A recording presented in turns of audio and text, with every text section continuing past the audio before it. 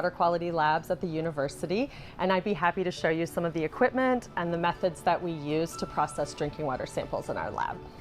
Thanks, Jude, for bringing the samples in the bottles we provided and keeping them cool in a cooler box. I'll explain more about why this is important as we go. This is actually the first area I wanted to show you. It's where we receive samples. When a lab takes custody of a new sample, we make sure that it's in good condition and the proper temperature and volume. My colleague Asa Spiller is receiving the samples into our system. Labeling systems can vary from lab to lab. It's important to use the sample bottles and labels provided so that samples don't conduct analyses for pH and electrical conductivity. It's important that you also measure pH in the field because pH is a measure that can change with exposure to air or during storage time. ASA is running some of the pH and electrical conductivity analyses that we do in our lab. Overall, it's important that you maintain the samples at a cool temperature so that there's no change in the chemistry or microbiology during Metrome ion chromatograph, which we use to analyze for anions that are dissolved in the drinking water samples that we process, in our case nitrate and fluoride. And so you might notice that there are these small vials here with about 10 milliliters of water in them each. These are actually subsamples of the bottles that you would provide to us. And it's important to go ahead and fill the entire bottle that we provide so that we have some extra volume to work with in case we need to reanalyze any of the samples for quality assurance and quality control purposes.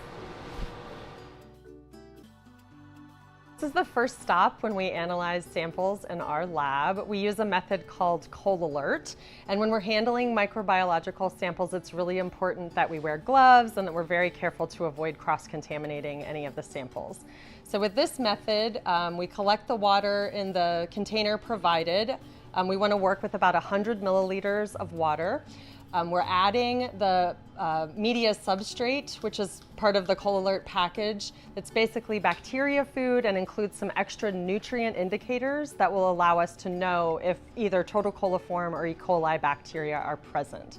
So after we've added the substrate, we shake the bottle, we let it sit for a little bit to actually allow everything to dissolve, and then we're going to pour the contents of the bottle carefully into one of these trays, which is called a Quanta tray.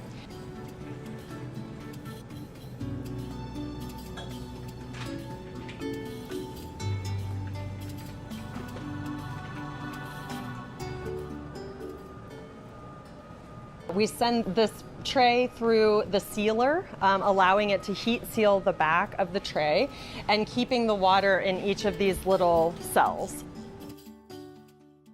Following that part of the step, we actually put it into an incubator and it stays there for 24 hours at 35 degrees Celsius. And then we read the samples after those 24 hours. These are some samples that we analyzed earlier this week using the ColAlert method that are drinking water samples from Virginia.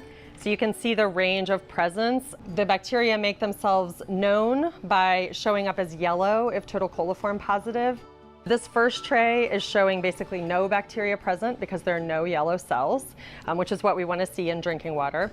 You can see the cells that are yellow in these two samples are positive for total coliform bacteria. And if we hold these trays under a UV or at ultraviolet light, it will show the presence of E. coli in the cells that glow.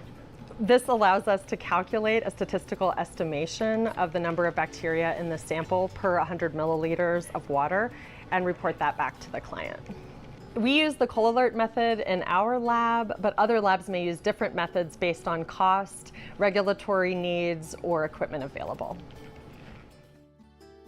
Now I want to show you what a water sample looks like up close. We have a bottle here of pond water that we've collected, and to the naked eye, this water looks clear, like there's not really an issue.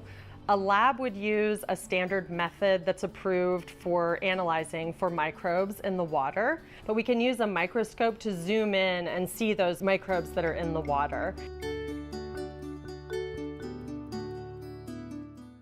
It's important that you use the bottles that are provided by the lab, and if those bottles are being used for microorganisms, those bottles are sterile. So it's very important that you're using the bottles provided and that you're using a sterile bottle and following recommended sampling procedures to collect the sample to avoid any cross-contamination of this.